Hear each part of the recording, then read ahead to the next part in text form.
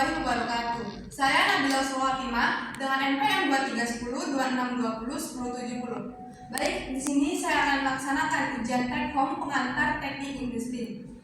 Kali ini saya akan membawakan judul presentasi sistem produksi. Baik, saya dari kelompok 2. Baik, di sini saya akan membahas 6 bab. Yang pertama, klasifikasi sistem produksi, yaitu metode operasi meliputi antara lain perencanaan dan pengendalian mengenai produksi, persediaan, mutu, dan pembiayaan operasional, baik secara kualifikasi maupun kuantitatif. Sasaran dari perencanaan dan pengendalian tersebut ialah untuk memaksimumkan nilai ekonomis dari sistem yang akan dibangun. Yang kedua, perencanaan dan pengendalian produksi. Pada dasarnya, perencanaan dan pengendalian produksi dikenal dengan 4 tipe lingkungan yang berbeda-beda yang masing-masing memberikan pengaruh. Yang pertama, engineering to order and make to order. Yang kedua, assembly to order. Yang ketiga, make to shop. Tujuannya dari perencanaan dan pengendalian produksi ini untuk meyakinkan semua pihak terkait bahwa produksi yang diinginkan dapat diproduksi pada waktu yang tepat, dalam jumlah yang tepat, dan memenuhi spesifikasi mutu yang ditetapkan dan biaya operasi yang minimum. Selanjutnya yaitu perencanaan produksi.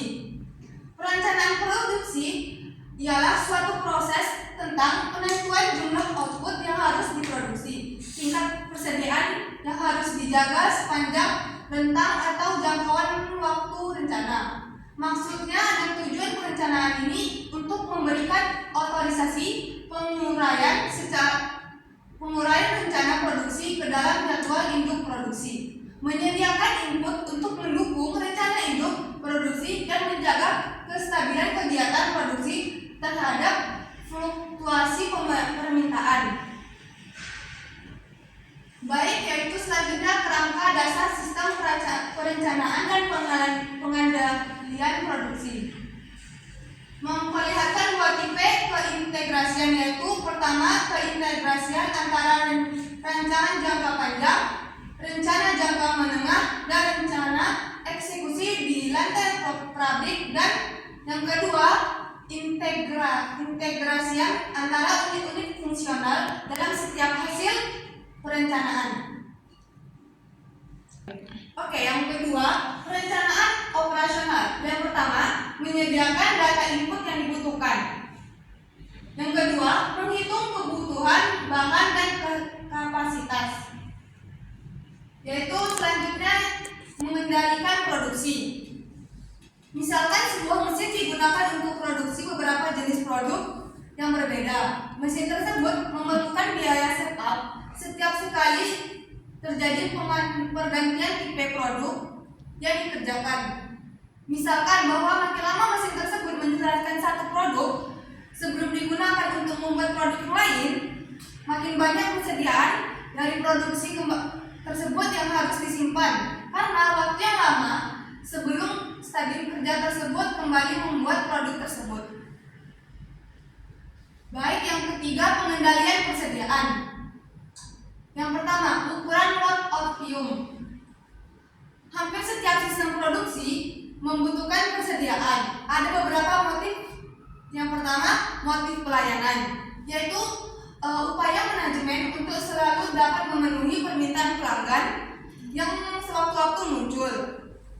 Yang kedua, motif antisipasi, berhubungan dengan upaya memenuhi permintaan di masa yang akan datang, yang sifatnya sering tidak menentu. Yang ketiga, motif spekulasi, berhubungan dengan keinginan untuk mendapatkan keuntungan dari persediaan karena adanya dugaan waktu yang tidak lama akan terjadi kenaikan harga.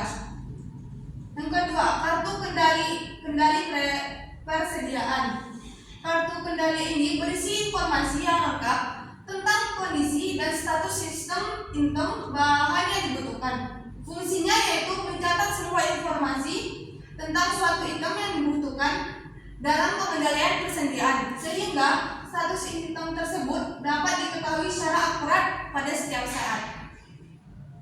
Yang keempat, catatan tentang masalah pengendalian persediaan. Sistem produksi difokuskan pada peningkatan efisien biaya atau meminimalkan unit biaya. Untuk itu diciptakan metode standar yang dijadikan sebagai pedoman dalam pengendalian proses di lantai pabrik. Yang kelima, pengendalian mutu.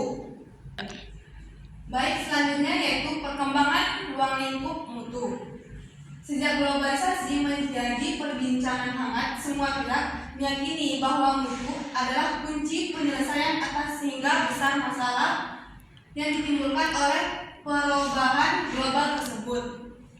Definisi mutu kemudian menunjukkan yaitu peningkatan mutu pada setiap organisasi.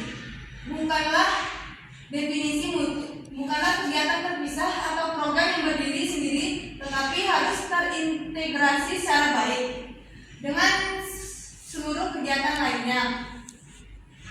Baik pengertian mutu dan mutu terpadu.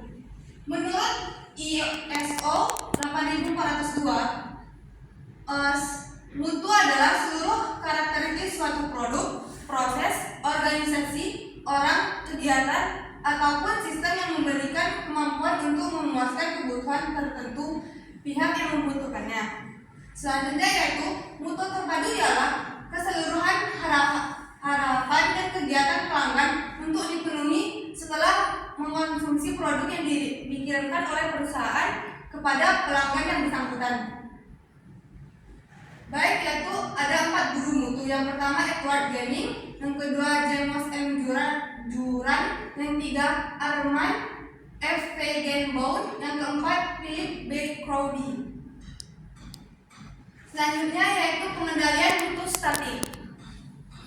Pengendalian mutu statistik adalah salah satu metode dalam perjalanan panjang sejarah perbaikan atau peningkatan mutu pada perusahaan, khususnya perusahaan industri manufaktur. Baik, pengendalian mutu terpadu berkenaan dengan keterpaduan semua kegiatan yang memenuhi tingkat mutu yang diinginkan. Sedangkan mutu terpadu adalah keterpaduan semua faktor yang masuk dalam dimensi mutu, misalnya faktor ukuran, warna, berat, daya tahan, kelenturan, dan lain-lainnya. Oke, manajemen mutu terpadu bertolak dari suatu keyakinan bahwa mutu tidak akan pernah diperoleh secara kebetulan kecuali melalui pengolahan secara terencana dan baik. Baik, yang terakhir kerekayasaan ekonomi. Yang pertama ada nilai waktu dari uang. Pada dasarnya dinyatakan dalam bentuk tingkat bunga uang tertentu. Misalnya sewa yang harus dibayar setiap tahun atau atas mesin pembangkitan listrik tersebut adalah ekuivalen dengan bunga uang sehubungan dengan penggunaan uang sejumlah nilai mesin tersebut. Dalam konteks ini, tingkat bunga uang diartikan sebagai rasio antara besarnya uang yang dibayarkan atau diterima dengan jumlah uang yang menimbulkan efek bunga tersebut dalam satu periode waktu tertentu. Baik, yang kedua evaluasi alternatif. Ini beberapa alternatif untuk pengembalian keputusan adalah hal yang paling esensial dalam ekonomi kerekayasaan. Dalam ekonomi kerekayasaan, kriteria yang umum digunakan dalam membandingkan alternatif ialah nilai awal yang bersih, biaya tahunan ekuivalen, dan kecepatan pengembalian internal. Baik, sekian yang saya sampaikan. Salah dan kata mohon maaf. Assalamualaikum warahmatullahi wabarakatuh.